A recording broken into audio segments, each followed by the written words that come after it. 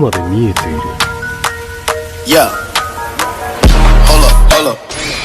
Get right with you. I'ma get right with you. Bad bitches, fuck up, they dismiss them. Bang. I ain't really hit em, take no pictures. Middle finger up, fuck the system. Fuck. Yeah, poop is robotic. Mieux que de commencer cette nouvelle saison de vidéo avec un... Écoutez, les vacances, c'est le moment de prendre du recul, de se poser au bord de la piscine et de se rappeler d'expériences traumatisantes. Ok? Donc pendant ce mois d'août, il y a eu pas mal de nouvelles histoires assez ouf, avec des mécaniques différentes de celles qu'il y a habituellement dans les threads. Et il y en a une que je voulais particulièrement traiter, je voulais en parler avec vous de celle-là. C'est celle de la première histoire, à savoir l'histoire de Gustave. C'est parti. L'histoire s'est produite il y a 20 ans au moment où Gustave la raconte et ça reste l'un des événements qui l'a le plus traumatisé de sa vie. On est la veille de Noël, Gustave et Samia viennent de passer une superbe soirée chez la maman de Gustave avec sa tante et toute sa famille éloignée qu'ils voient pas souvent. Et c'est la première fois que Samia les rencontre et vous savez quoi? Ça se passe super bien. Ils parlent, ils jouent au poker, ils sauvent des cadeaux, ils boivent des coups. L'ambiance est géniale pendant toute la soirée et autour des 23h, Gustave et Samia décident de rentrer. Ils précisent d'ailleurs qu'au moment où ils partent de la soirée, Samia a bu, pas mal, contrairement à Gustave et que donc c'est Gustave qui va conduire. Et ce détail a son importance. Pour rentrer chez eux, ils vont emprunter une route qui longe l'autoroute mais qui n'est pas l'autoroute. C'est une petite route qui est entourée de forêts très denses et bien évidemment, elle n'est pas éclairée. Donc si Gustave éteint ses phares, il fait nuit noire. Mais vous en faites pas, Gustave a grandi dans cette région, il a emprunté cette route énormément de fois donc il la connaît très bien, y a rien à craindre. Mais soudainement, quelque chose traverse la route, Gustave enfonce la pédale de frein au maximum et miracle, il ne heurte pas ce qui vient de traverser la route. Gustave, ce qui lui vient à l'idée tout de suite, c'est que c'était un animal et plus particulièrement un coyote, étant donné qu'il y en a énormément dans la région où il se trouve. Mais il y a un truc qu'il trouve bizarre, c'est que généralement, les coyotes ne courent pas comme ça devant les voitures, ils savent qu'elles sont dangereuses et ils les évitent. Gustave, il a un feeling et il sait pas pourquoi mais il décide d'aller vérifier. Il fait donc demi-tour et il met les feux de route pour voir plein pot tout ce qui se trouve devant lui. Il descend de la voiture et il se dirige à pied vers cette zone pour essayer de fouiller et de trouver quelque chose. Encore une fois, il a un feeling bizarre. Et vous savez d'expérience avec toutes ces histoires que l'instinct est très important dans ces moments-là. Gustave s'enfonce un peu dans les bois et après plusieurs dizaines de secondes de recherche qui mènent à rien, Gustave il réalise qu'en fait, il est probablement en train de faire une énorme erreur. Son cœur bat à toute vitesse, ses poils sont hérissés, mais devant lui toujours rien. Juste des arbres, des branches, rien d'anormal, aucun mouvement, aucun bruit. Et c'est là que Gustave entend le klaxon de sa propre voiture située à plusieurs mètres derrière lui. Et tout de suite, il sait qu'il y a quelque chose qui va pas. Gustave court jusqu'à sa voiture, il rentre dedans et il se tourne vers Samia et lui demande pourquoi elle vient de klaxonner. Samia ne répond pas, elle est tétanisée sur son siège et elle lui montre quelque chose qui se trouve devant elle. Ce quelque chose est à peu près 10 mètres devant la voiture, à savoir très proche de l'endroit où Gustave était juste avant de revenir en courant dans celle-ci. Et ce quelque chose, c'est pas un animal, c'est un homme. Un homme nu, recouvert de saleté et de boue, qui tient une hachette. Tout simplement. Gustave, comme Samia, est figé. Il en croit pas ses yeux. Et l'homme qui se trouve à 10 mètres d'eux les regarde et sourit, avant de s'enfoncer dans l'obscurité dans les bois. Là, Gustave, il fait un truc qu'on aurait tous fait. Il met la première et il bombarde. Pendant le reste du trajet, tout va bien se passer, mais Gustave et Samia vont pas échanger un seul mot. Ils sont complètement choqués. Ils ont du mal à réaliser ce qui vient de se passer. Et une fois rentrés chez eux, une fois qu'ils sont sûrs qu'ils sont bien à l'abri, protégés par des murs et une serrure, ils vont en parler et Samia va lui expliquer en fait ce qu'elle a vu et pourquoi elle a klaxonné. En fait, pendant que Gustave était en train de chercher dans la forêt, et ben cette chose qui était en fait un mec à poil avec une machette est revenue sur la route par l'autre côté. Et donc Gustave l'a pas vu puisqu'il était derrière lui. Samia du coin de l'œil a vu du mouvement, elle a alors regardé et elle a vu cet homme marcher droit vers elle avec la machette en l'air comme pour l'agresser. Du coup elle a klaxonné et l'homme d'un coup s'est arrêté, Gustave est revenu à la voiture et puis du coup l'homme s'est rendu au milieu de la route pour la faire peur. Vous connaissez la suite, Gustave et Samia appellent la police, ils les préviennent de ce qu'ils viennent de vivre, la police envoie une patrouille, ils cherchent dans la zone, ils fouillent et ils trouvent rien. En revanche, la police leur a donné des explications et ils leur ont tout simplement dit que le gars leur a tendu une embuscade. Et c'est ça la mécanique dont je voulais vous parler, c'est l'embuscade. Dans les gens malveillants qui tentent des pièges dans le but de voler ou de faire du mal ou de kidnapper ou bref, il y en a pas mal qui se font passer pour des victimes, qui se font passer pour des gens qui ont... On veut bien nous voir, mais pas nous écouter. Nous sommes le futur. Ont besoin d'aide. Et comme il y a pas mal d'humains qui sont empathiques, contrairement à ce qu'on peut croire, bah souvent les gens s'arrêtent et du coup ils décident de se mettre eux en danger, de s'exposer pour aller aider. Et il y a des tas d'histoires comme ça terribles et moi ça m'a toujours fait bader même de voir des autostoppeurs, c'est horrible mais j'ai peur. En même temps, les gars, après 25 extraits d'horreur, je vous jure, on est plus pareil. Soyons honnêtes, on est plus pareil. Voilà pour notre première histoire. Alors, continuez d'aider les gens, l'entraide c'est bien, mais méfiez-vous. Attention, toujours, voilà.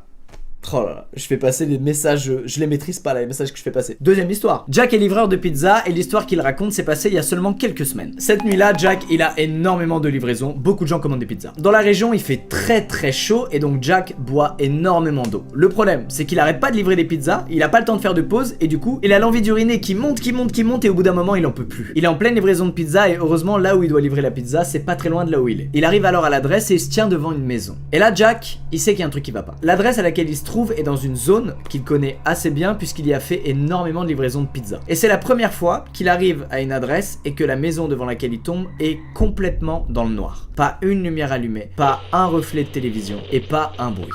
Rien. Quoi qu'il en soit, il est 23h, Jack il est au volant de sa voiture, la pizza est sur la banquette arrière et il a pas envie de descendre de sa voiture pour aller toquer à une maison plongée dans le noir sans être certain qu'il est à la bonne adresse et que le client est bien dans la maison. Il prend alors son téléphone et il décide d'appeler le numéro fourni par le client. Coup de chance, ça décroche en face et il tombe sur une fille essoufflée qui lui dit oui. Il lui dit alors hey, c'est pour la pizza, je suis devant la maison mais il y a personne. Et la fille au bout du téléphone lui explique qu'elle est pas à la maison. Elle lui explique qu'elle a été plongée dans le taf et qu'elle a pas vu l'heure passer et que d'un coup elle a réalisé que le livreur allait arriver chez elle avant qu'elle y soit et que c'est pour ça qu'elle est essoufflée, c'est qu'elle est en train de sprinter en ce moment même pendant ce coup de fil pour arriver chez elle. Jack, cet homme incroyable, malgré son énorme envie de pisser, se dit bon, je vais l'attendre. Mais après avoir raccroché, Jack, il cherche des yeux comme ça, un endroit pour uriner. Il en peut plus, il a pas perdu de l'esprit son vrai objectif. Il analyse les environs et il voit que contre le mur de la maison de la fille à qui il doit livrer la pizza, il y a un petit arbuste. Parfait pour se cacher derrière et uriner.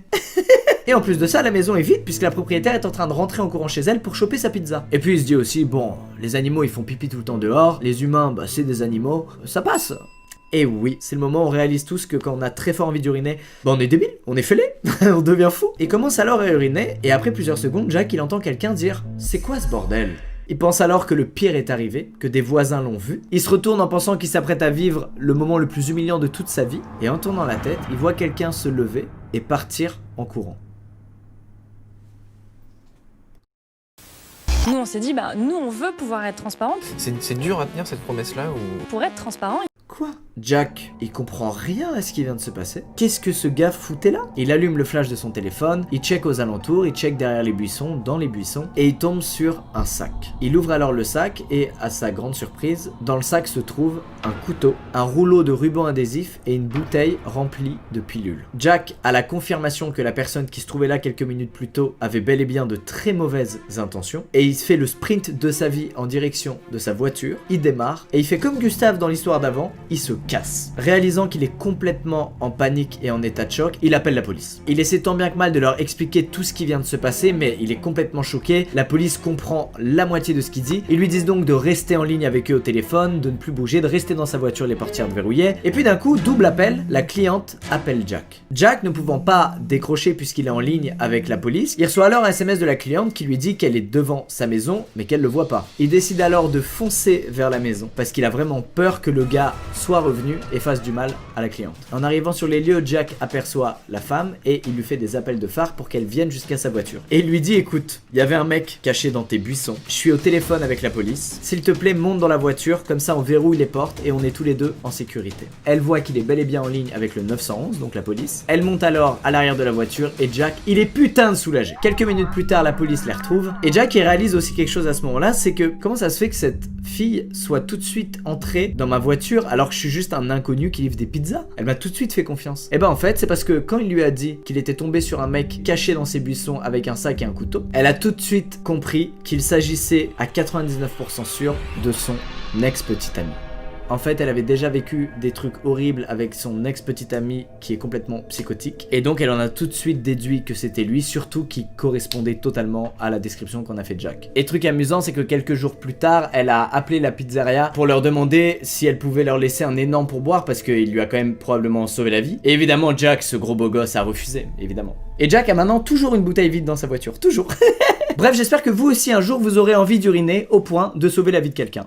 Tout simplement. Bref, il est temps de passer à la dernière histoire, celle de Paola. L'histoire que nous raconte Paola s'est passée il y a 2 ans, en 2018, et à cette époque-là, elle vivait en Belgique chez ses parents. Elle précise que ses parents et ses frères et sœurs sont très occupés, c'est-à-dire qu'ils ont beau vivre sous le même toit, tout le monde est toujours dans son coin, occupé à faire quelque chose. Et en plus de ça, tout le monde a un emploi du temps et un rythme de vie très différent. Pourquoi elle dit ça? Juste pour nous faire comprendre qu'en gros, elle sait jamais vraiment trop qui est à la maison et qui ne l'est pas. Un soir d'école, Paola se réveille parce qu'il y a un bruit dans sa chambre. Elle est un peu surprise, elle regarde son téléphone et il est 3 h du matin. Il y a un lampadaire qui éclaire juste devant sa fenêtre, donc même si toutes les lumières sont éteintes, elle voit légèrement ce qu'il y a dans sa chambre. Elle a la tête dans le cul, mais elle distingue la silhouette de son frère aîné. Elle lui demande alors ce qu'il fout dans sa chambre à 3 h du mat, mais il lui répond pas. Il se met alors à marcher vers ses bijoux, et elle répète sa question: mec, qu'est-ce que tu fous? Et encore une fois, son frère lui répond pas. Là, Paola commence un peu à s'énerver parce qu'il est 3 h du matin et qu'elle a cours le lendemain, elle a pas envie d'être crevée. Alors elle hausse le ton et elle lui dit: Jopé, s'il te plaît, fous-moi la paix, demain j'ai cours. Jopé étant le prénom de son frère aîné. Jopé la regarde,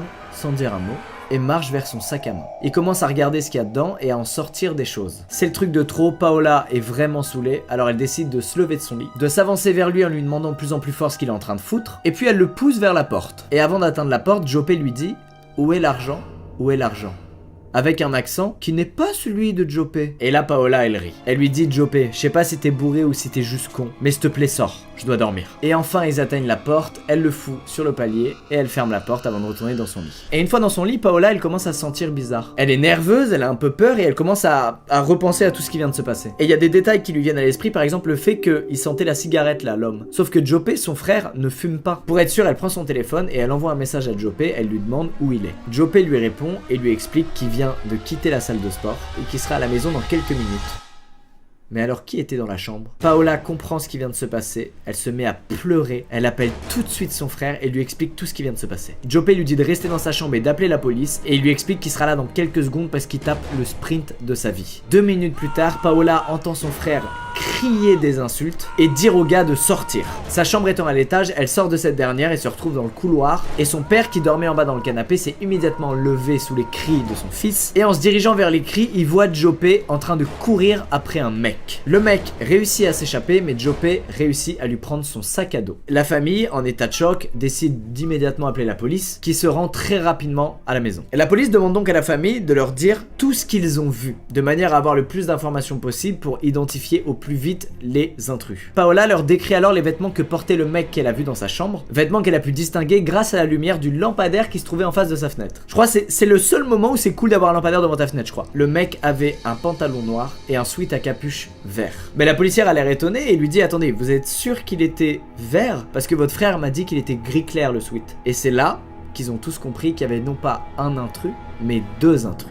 Les 2 intrus sont partis avec quelques iPads, téléphones et portefeuilles, mais le plus gros a été récupéré, y compris tous les bijoux, parce qu'il se trouvait dans le sac à dos que Jopé a réussi à choper au moment de la fuite de l'intrus. Paola et Jopé réalisent que sur leur iPad et téléphone, ils avaient installé l'appli Find My. Ils y croient pas trop, mais ils se disent: putain, ça se trouve, on va pouvoir localiser nos appareils et donc le ravisseur grâce à cette application. On sait jamais s'ils pensent pas à la désactiver. Et surprise, l'appareil est localisé. Jopé et son père sautent dans une voiture pour se rendre sur les lieux de la localisation, et une fois arrivés sur les lieux, ils rentrent pas dans la maison, ils attendent l'arrivée de la police. La police entre alors dans la maison où est repéré l'iPad et tombe sur un mec. Un mec qui pleure et qui est couvert de sa propre pisse et vomi. Dans cette maison se trouve tout ce qui a été dérobé quelques jours plus tôt dans la maison de Paola, et la police arrête l'homme. Il a avoué que c'est lui qui avait fait ça, et il a expliqué qu'il était drogué, et que c'était la première fois de sa vie qu'il faisait quelque chose comme ça, et qu'il regrettait. Et Jopé le reconnaît, c'était le gars après qui il a couru, et dont il a réussi à récupérer le sac. Et du coup Paola elle est soulagée, mais d'un autre côté pas trop, puisqu'elle se dit: le mec qui était dans ma chambre, on l'a pas retrouvé encore. Souvenez-vous, à chaque fois la police généralement elle trouve rien, ou alors le gars est arrêté mais on n'a pas de news. Et ben figurez-vous que le deuxième intrus, celui qui s'était rendu dans la chambre de Paola, a été retrouvé 2 ans plus tard. En revanche, contrairement à l'autre qui était juste un drogué et qui avait pas du tout de casier judiciaire, qui avait jamais été condamné à quoi que ce soit, lui était apparemment un habitué et il avait déjà été condamné plusieurs fois pour entre autres vol, conduite en état d'ébriété et surtout tentative d'homicide.